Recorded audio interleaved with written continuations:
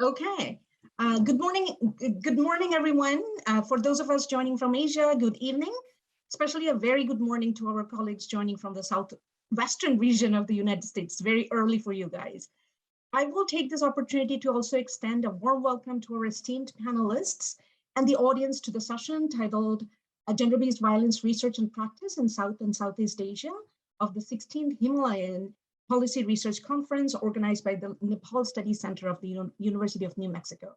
I'll be the moderator.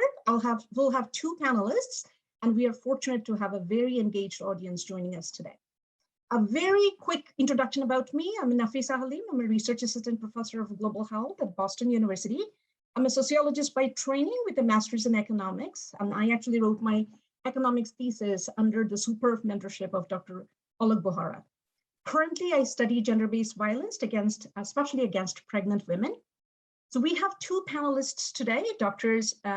Mahesh Karra and Dr. Sikder, who will be talking about the pressing research and practice issues pertinent to gender-based violence globally. Each panelist will take up to 20 minutes to present, leaving 5 minutes or so for a dialogue with the audience. I'll now introduce Dr. Mahesh Karra, our first panelist. Dr. Karra is an assistant professor of global development policy at Boston University and the associate director of the Human Capital Initiative at the Global Development Policy Center.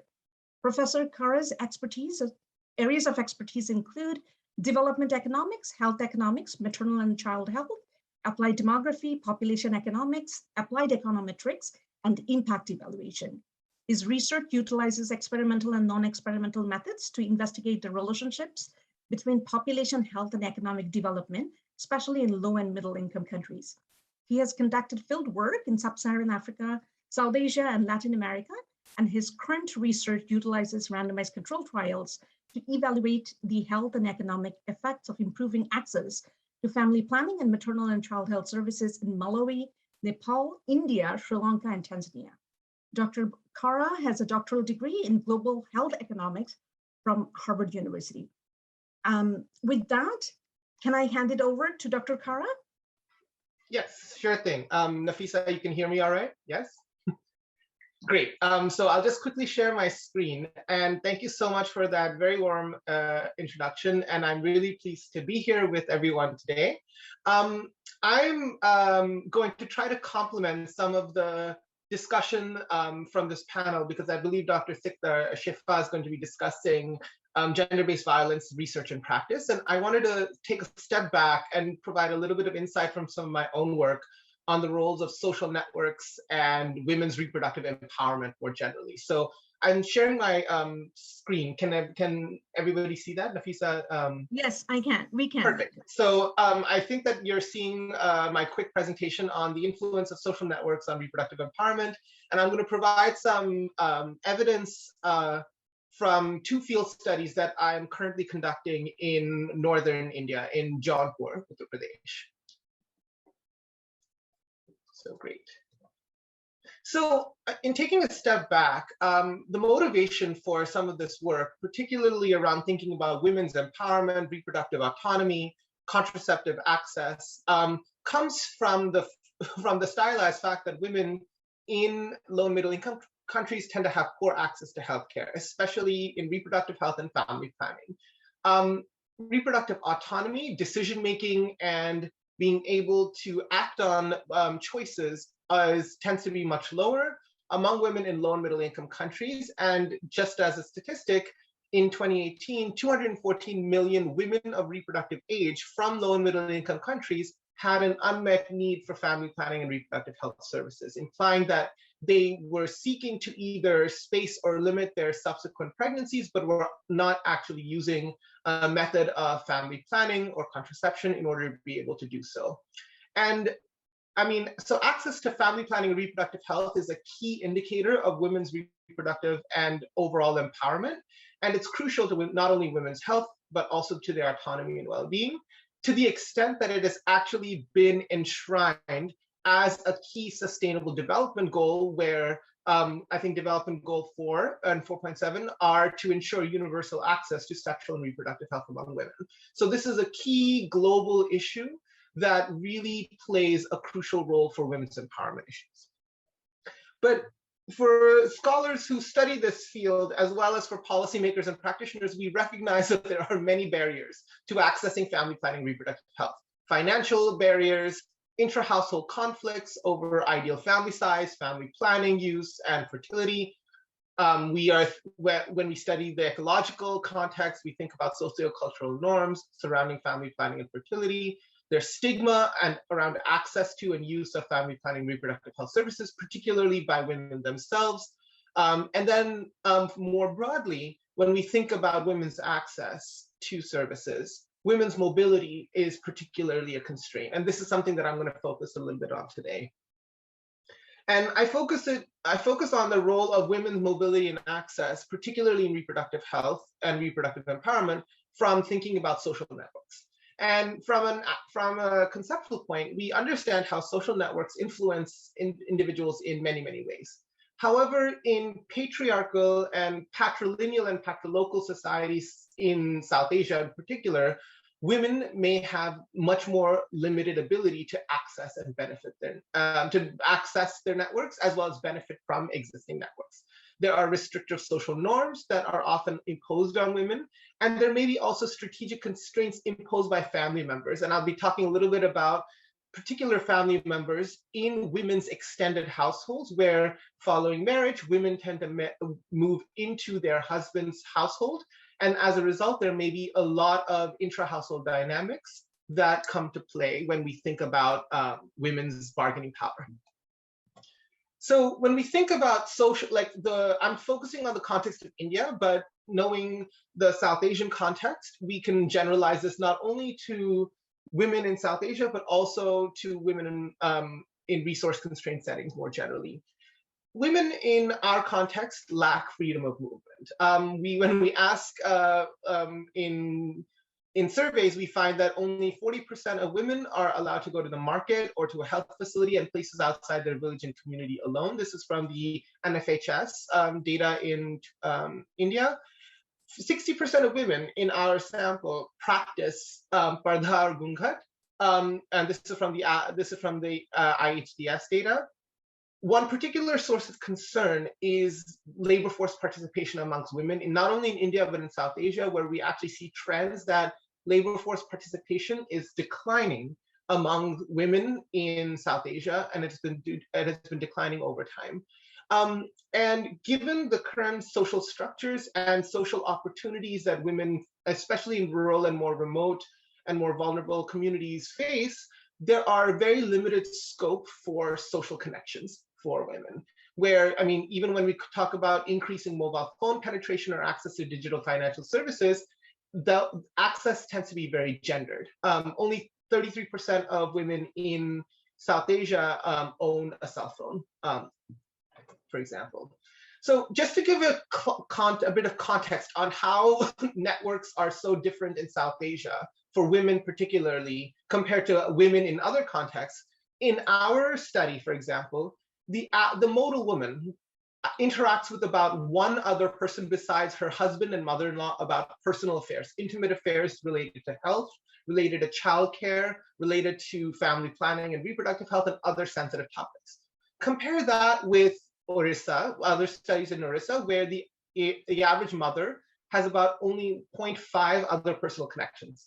In Uttarakhand, there was a study that showed that the modal woman had about 3 other friends. Now, if we take this context from India and South Asia and see what the rest of the world looks like for women in terms of their networks, in southern rural Ghana, the modal woman had about 4 external connections with whom she would be interacting with on a frequent basis.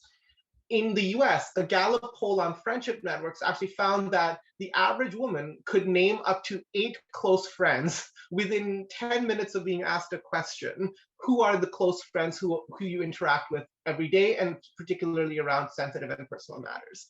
So we can see that networks are very, very different for South Asian women compared to other women around the world. And in India particularly, women's social networks are comprised of other women.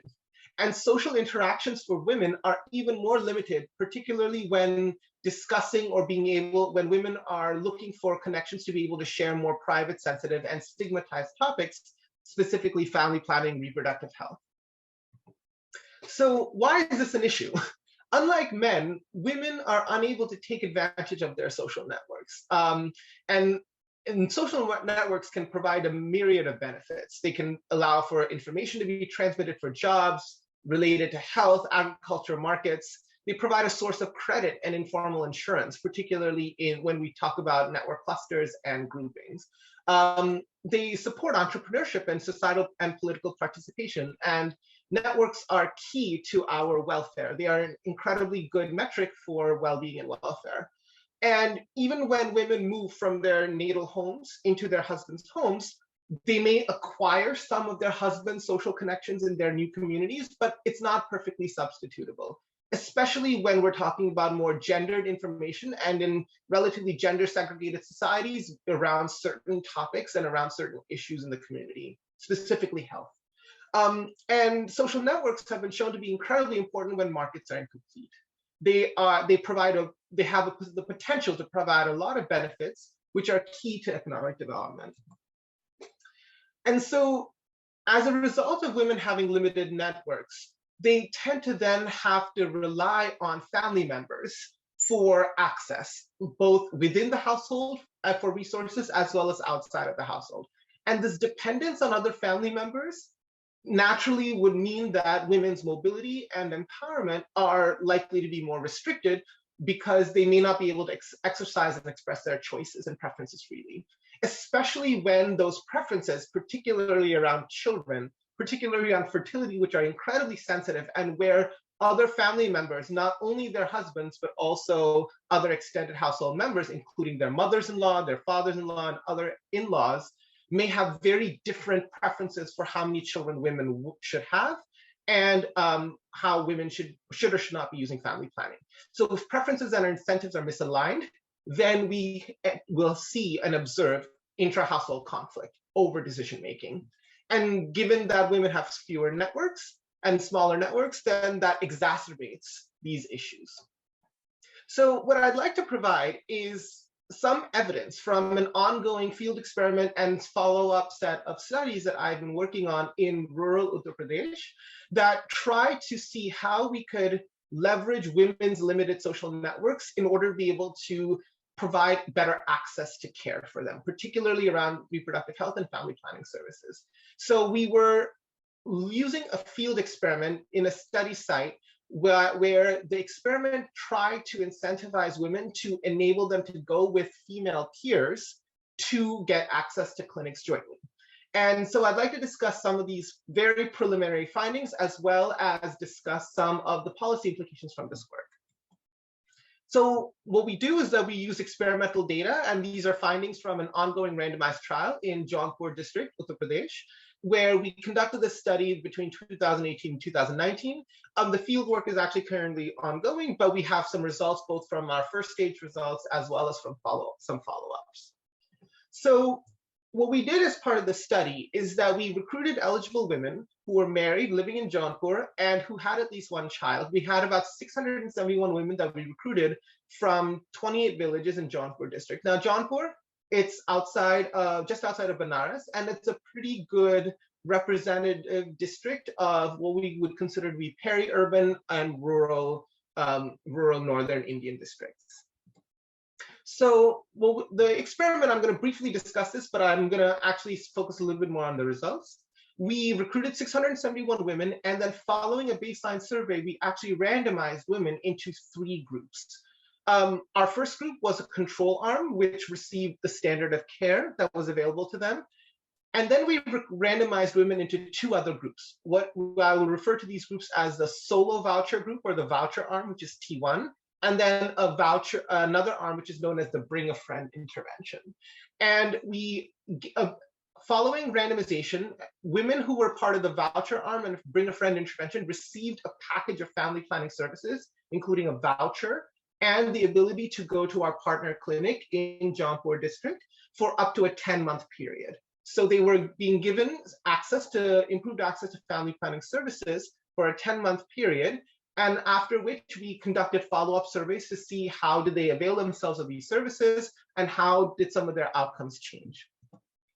So it was a 10-month intervention, and we had 3 different groups: the control group, And then the voucher only group, or the solo group, where they received a voucher of 2,000 rupees to cover any family planning services, related services, including contraceptive methods, consultations, pregnancy tests, etc., in our partner clinic in Chandwak, Jaunpur, which is, it's pretty much in the central east section of Jaunpur district. They also received one free consultation at the clinic, and they also received transport reimbursement in order to promote mobility and in order to promote access. In our Bring a Friend group, women who were randomized to this group received the same package of services as that group. However, in addition, they were also encouraged to bring a peer or a friend to them to the clinic. They were allowed to bring anyone. And as a result, we were able to see what types of friends were being solicited, who was being asked to come to the clinic, as well as who was actually following through and coming to the clinic with women. And this is particularly important in this context because women's mobility outside the home is incredibly restricted. And women are often, like 80% of women in our sample are not allowed to travel outside the home alone. However, they are allowed potentially to be to travel outside their home with a companion, which is why this Bring a Friend intervention is trying to incentivize women to be able to access care with a companion to be able to leverage that mobility. So we, as part of our data collection, we actually asked women to name up to 5 individuals in Jaunpur with whom they have connections. And we also try to think about what types of peers are women likely to access. Close peers versus more general peers. And we are particularly interested in peers who we call close peers, where these are friends, neighbors, family members, etc., besides their husbands and mothers-in-law, whom they discuss family planning and reproductive health, very sensitive topics with in their network. So this is actually an example of the intervention and the voucher. We actually gave all women a brochure to inform them about family planning and reproductive health. And then you can see on the side, we actually had a partner clinic in Chandwak in Jaunpur for women to be able to access services. So this is actually the example of the voucher that we used. And I think one of the key lessons that we learned is that because this is a very localized field experiment, we actually had a lot of engagement with local field workers and with local communities in order to be able to ensure that the policy and the intervention was designed for local context. So I think that this is just some example of our engagement where we actually did dissemination sessions and we met with a lot of local actors in the community. So I think that it was particularly important for us to ensure that the context and the intervention was locally designed. This is actually us meeting with the SDM, the district magistrate of the community in Jaunpur, and for him to actually endorse and launch the study with us. And following up, after our study was launched, we actually conducted a series of engagements with our ASHA workers, with community health workers, with Anganwadis to ensure that the results from our study were informing local practices and were also informing local engagements for ASHA workers, who are the first tiered unit of health worker in these communities, to be able to engage with the constituents whom they serve, which was particularly an important point for us. So I just wanted to quickly discuss a few results from our study. And we have 2 studies, one known as Curse of the Mummiji, which we're looking at particularly how mothers-in-law influence women on discussions. And we're actually following up and doing a follow-up study with mothers-in-law specifically. And the motivation for the study is that women tend to have very few peers, as I mentioned, and most of their peers are relatives. And because women are living in households, in extended households, their mother-in-law particularly acts as a very important gatekeeper to their access to care. So this is actually a map of the network of women in our study. And as you can see, there's a whole cluster of women who are incredibly socially isolated, where they don't mention anyone else. They have no other connections either in their villages or outside of their villages to be able to discuss these issues.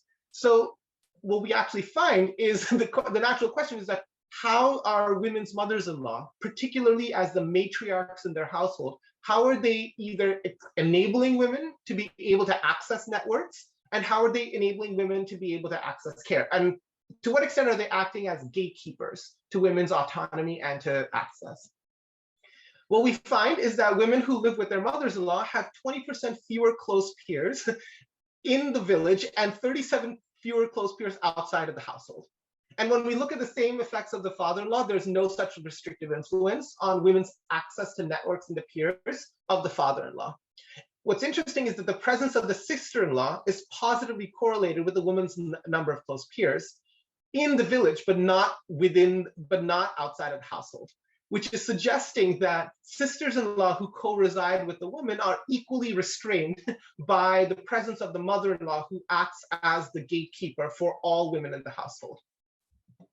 So what we actually find and conclude from this analysis is that the co-residence with the woman's mother-in-law, which is incredibly important for South Asian societies and context, is particularly restrictive for daughter-in-law's mobility and her ability to form connections outside of the home, and which have incredible implications for women's care-seeking behavior and health.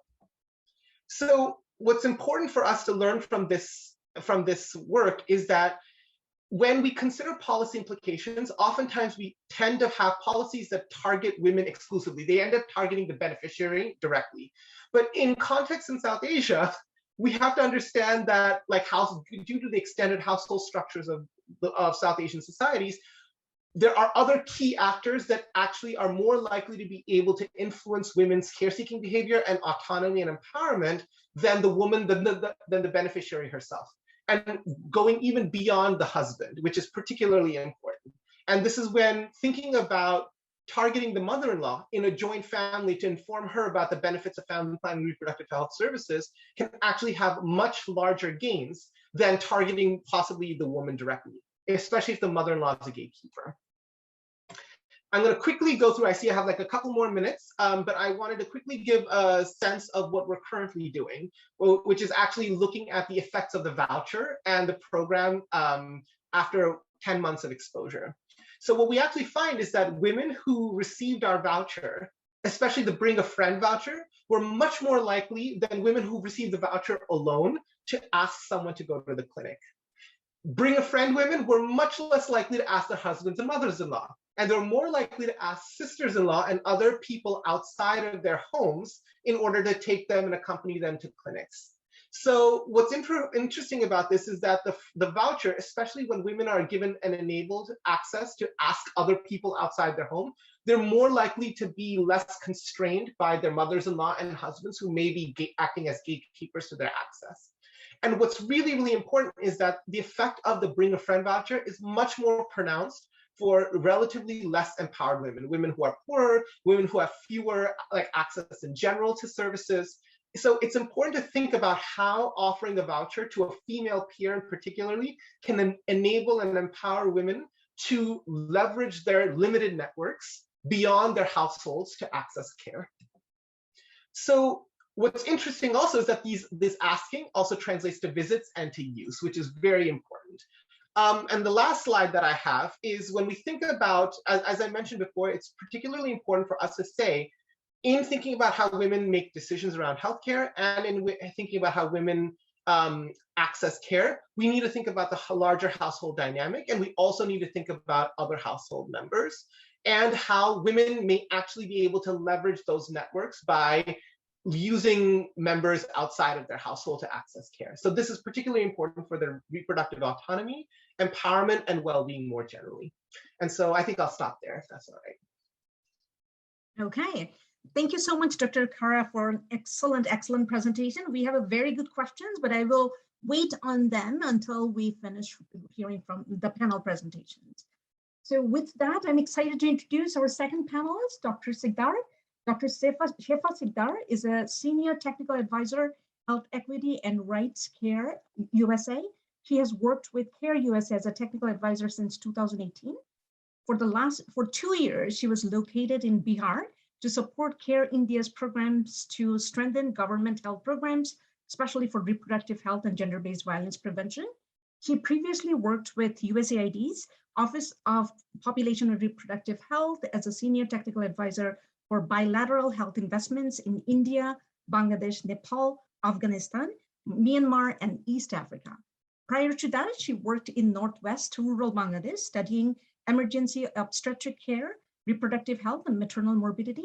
Shefa, Dr. Sikder, completed her PhD in global epidemiology from the Johns Hopkins Bloomberg School of Public Health. So without further ado, may I ask Dr. Sikder to take it away. Thank you, everybody. Thank you for the introduction. Are you able to see my screen? Is it showing the full page slide? Yes, Shefa, we can. Okay, great, great. And it was great to hear Dr. Karra's presentation. And today I will focus on Bangladesh, and I will be talking about gender-based violence response in Bangladesh. I'm from Bangladesh, and I've done my graduate studies in maternal health in Bangladesh, as well as worked in different programs. And Bangladesh has long been an example in South Asia of large-scale development programming. But in 2018, with the Rohingya genocide, Bangladesh also started large-scale humanitarian response. And so today, I'll talk about some of the programs that have been implemented in Bangladesh to respond to this humanitarian context through CARE USA. And we'll talk about some of the needs of women. I'll be talking about gender-based violence and also health.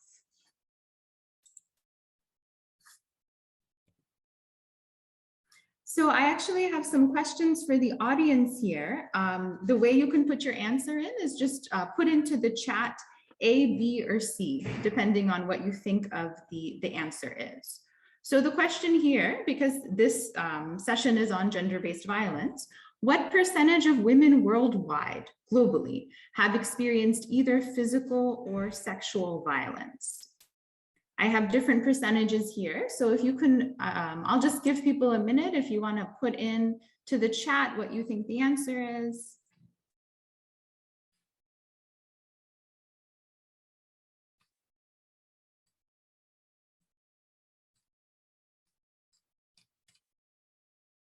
All right. Thank you everyone for participating. So the answer is C. In 2021, actually, I think it was, the study was in 2020, but the World Health Organization came out with new estimates of the prevalence of violence against women in 2020. I think it was published in early 2021. And it shows that 35% of women have experienced either sexual or physical violence from their partners. This is just a subset of the different categories of violence against women, but we know that the burden is quite high. And this panel is focused on South Asia. So I just want to show this map. When WHO, this is actually from the older WHO estimates, but the prevalence rates are relatively similar in the new analysis as well. So we see that South Asia has the highest prevalence of rates of violence against women for all the global WHO regions, showing that about 38% of women in Southeast Asia have reported ever experience of violence against women. However, the rates are high everywhere. So even if we look at the European region, or we look at America in high income settings, it's still 1 in 4 women are reporting having experienced violence against women. So rates may be higher in some regions, but they're high everywhere. Okay, another poll question. As we get into humanitarian response, this is talking about a humanitarian emergency that occurred in the US 21 years ago, Hurricane Katrina. During this emergency, did the incidence of sexual assault and domestic violence increase by? And you have 3 choices here. So I'll ask everyone to just take a moment and put your answer into the chat, depending on what you think the answer is.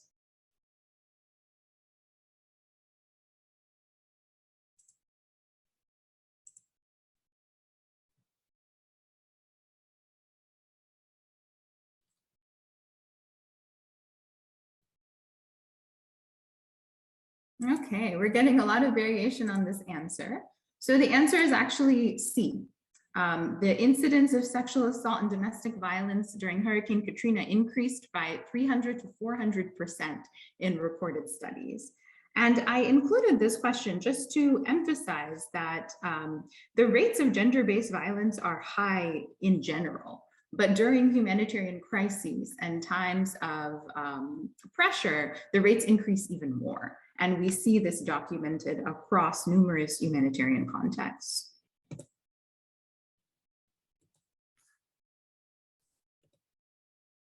So to bring us to the humanitarian response in Bangladesh, here, this chart is showing the movement of people over time. So on the bottom axis, you have the months of the humanitarian response in Bangladesh. And on the vertical axis, you have numbers of people. In 2017, nearly 1 million Rohingya refugees fled into Bangladesh from Myanmar over the course of a few weeks. The speed and scale of this influx created the largest migration of people in the shortest amount of time in any humanitarian crisis. And because of the scale of this response, it's called the largest humanitarian response in the world. These are just some heat maps showing the population density of the refugee camps in Bangladesh. And what you can see here is that there are about 34 total camps, including some mega camps, which have more than 500,000 people. These are located just on the border of, from Myanmar and Bangladesh. So when this influx occurred, in coordination with the United Nations, CARE conducted a rapid gender analysis. And a rapid gender analysis is a tool that is used to focus and understand gender roles and responsibilities. We use this tool to understand the situation of gendered needs to inform programming recommendations for program design and implementation. And when the talk is over, I'll put into the chat the tools that we use for gender-based violence. Actually, I think I can put.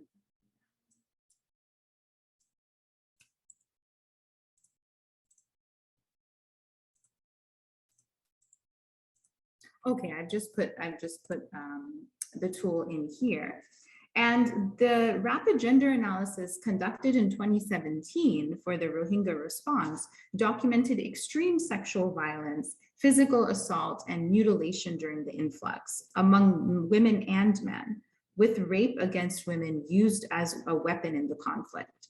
These are some of the highest rates of sexual violence we had seen in crisis, although the current war in Ethiopia is also seeing extremely high rates of sexual violence. All respondents in surveys reported personally knowing victims or survivors of violence. We also conducted formative assessments and site assessments, highlighting the limited knowledge among health services and limited mobility of women and girls, as well as negative coping behaviors documented during the influx, including child trafficking, forced marriage, and sexual violence, as we've discussed. So I want to take a moment to just talk about this tool, the rapid gender analysis. In humanitarian context, this is a tool that CARE has used to understand what the needs are on the ground, particularly gendered needs among different populations. And previously, this tool had only been used for humanitarian contexts, but with the onset of COVID-19, we conducted these analyses in various contexts to understand how to implement COVID-19 response with a gender lens. We conducted 54 rapid gender analyses globally, including in the US. It was the first time that we actually applied this tool in developed settings as well. And we know this was important because we saw many gaps in the US domestic rapid gender analysis, including disparities in gender equity among healthcare workers, especially women of color who are facing increased risk and exposure. And across Across the rapid gender analyses, we conducted a synthesis report, pulling together the findings from all of the different settings that had conducted rapid gender analyses. This was done across 40 countries to highlight women's experience during COVID-19. And this graph is showing a summary of how COVID impacts men and women differentially.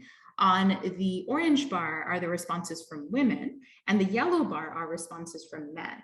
And so here we asked, how is COVID-19 affecting your life in terms of livelihoods, food, mental health, gender-based violence, etc. And you see that across the board, women reported higher impacts, higher disruptions in each area compared to men. However, what I want to highlight here is that these analyses also highlighted that these needs are not separate and that programs need to address these needs holistically across the board so that people can get the services they require across different sectors.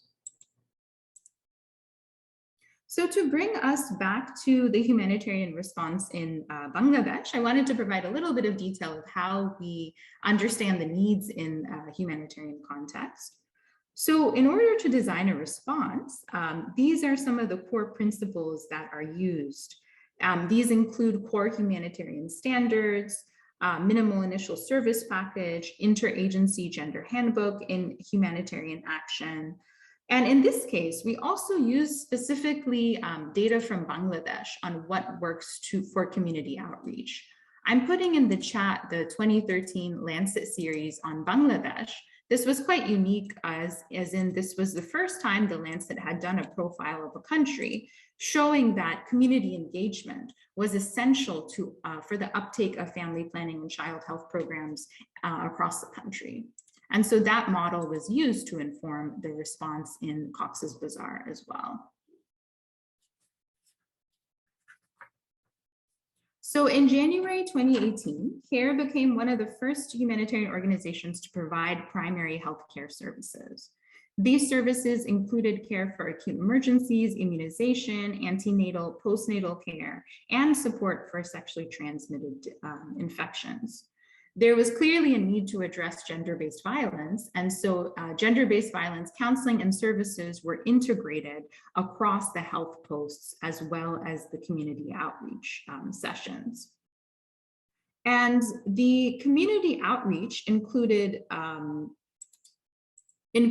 door-to-door outreach, in addition to the service provision for community dialogues, household sessions, etc., as well as engagement of camp leaders and community leaders to ensure that there was no harm against women and no retribution and backlash for women participating in programs. In this slide, I just wanted to highlight, what are some of the key topics that were addressed in these group sessions and community outreach. And what I'm trying to show here is that there's an intentional attempt to integrate across the needs for information across different sectors. So family planning is often quite stigmatized, as Dr. Karra described in his session, and often is not the entry point or the first topic that counselors will talk about. Instead, you see that household hygiene is covered here, hand washing is covered here. There was an attempt to make these sessions very holistic across the health needs of communities, but also to provide entryways to discuss more sensitive topics such as violence against women. And COVID-19, once COVID-19 came up, this also became a way to engage some of these topics with households. So here I've just highlighted, we did a case study to understand what are some of the best practices from this model of outreach. And I'm going to just put the case study in the chat. And we found that standardized messaging was quite important, making sure that messages were integrated across different health needs as well. And okay, I just put that in. And following this model, this outreach model, the messages were actually adopted across the entire health sector of humanitarian response in Cox's Bazar to ensure that a standardized package of messages were also delivered. On the right here, you also see that a visual flipbook was used to highlight key messages. This was crucial as many of the household included members who weren't literate. So this is important to use among low literacy populations. And I would say most importantly, the outreach teams included Rohingya refugees themselves, included staff who could speak the Rohingya language, who were able to build rapport, but was also important for the empowerment of refugees in the response. And here I've just quickly outlined some outputs from tracking of service statistics. These were disaggregated by sex and age and showed that women and girls initially were not accessing services, but through these intentional outreach and mobile outreach efforts, providing services not just in health posts, but also in different community posts, we were able to increase the amount of the proportion of services accessed by women and girls. Family planning services increased as well, including the number of adolescent users for family planning and antenatal care services. And we also received feedback from beneficiaries through qualitative mechanisms, as well as some of these service statistics. Specifically, the response included safe spaces for women and girls. You see a photo here. And these are spaces where only women and girls can enter in the humanitarian camps. It's spaces where, people can learn skills, they can learn to sew, but really they can just have space to discuss any topics they want, which can include violence, but often include other issues as well. And from interviews we did in some of these safe spaces, respondents told us at these areas, "Amader ekhane shanti lage," which means we feel peace in this place. We feel peace of mind, where we feel like we can write, smile, and learn. So to quickly bring us back to COVID, the rapid gender analysis I showed for Cox's Bazar was conducted before the onset of COVID. So we conducted another one to understand what is the COVID context in the humanitarian camp. There were some severe backlash against women, resulting in more mobility restrictions than what women had before. We saw some restrictions in healthcare as well. And so because of these issues, CARE did quite a bit of advocacy with the government of Bangladesh for the humanitarian response. Initially, the push was to close the safe spaces, saying that gender-based violence is not an essential sector. But through advocacy, we were able to convince the government that safe spaces are essential. They do need to stay open. And the community dialogues were able to continue, and household outreach was able to continue following distancing and mask protocols. And as I mentioned, COVID-19 messages were integrated into outreach messaging as well as risk communication. I think my time is ending, so I'll just go to my last slide here. And what we learned through this work is that combining services through health posts as well as mobile outreach was necessary to enable uptake for women and girls in this setting. Community interaction was key to address concerns and issues faced by communities, and centering the needs of women and girls to address health needs, but also gender-based violence remains critical. And here I've just included some links to some of the key resources I shared, and I will put these into the chat as well, so you're able to access them. Thank you. Thank you, Dr. Sikder, for an excellent presentation. So we have 5 minutes for questions and answers, and there's some excellent questions coming up in the chat. So I asked the panelists if they have a few minutes to respond in the chat to the questions directed at them, but I can start with Dr. Bohara's question to Dr. Karra, and then I have a question for Dr. Sikder. Dr. Bohara asked to Dr. Karra, how about husbands' attitudes or perceptions about the wives using the family planning methods? Sure. So we definitely looked at husbands as, and it seems to be a natural point in family planning, reproductive health to start with husbands and male partners, because we often think of the decision making to be within that unit. Husbands are actually much more aligned in terms of family planning preferences for childbearing, and also use of reproductive health services than what we typically give them or perceive to give them credit for. But what was interesting is that in our sample, husbands were much more aligned, but they did not necessarily have decision-making power about whether women would access services. It was their mothers-in-law. The alignment of husbands played a smaller role in terms of women's access to services relative to the alignments of women's preferences to their mothers-in-law. If mothers-in-law did not agree, and especially if mothers-in-law disapproved of women's access to services, they would be far less likely to get services and access to care, even if their husband agreed. Yeah. Okay. Thank you so much for that. I have a question for Dr. Sikder. Excellent presentation. I wondered about the psychosocial factors or the trauma affecting your study population or the population that you were providing services to. So can you talk a little bit about how well they were able to engage with the services being provided to them? It was definitely a process. I mean, the significant trauma experienced during the genocide was some of the highest we had seen in any crisis up to that point. Unfortunately, there have been a number of crises since where I think we can provide examples of similar rates of trauma.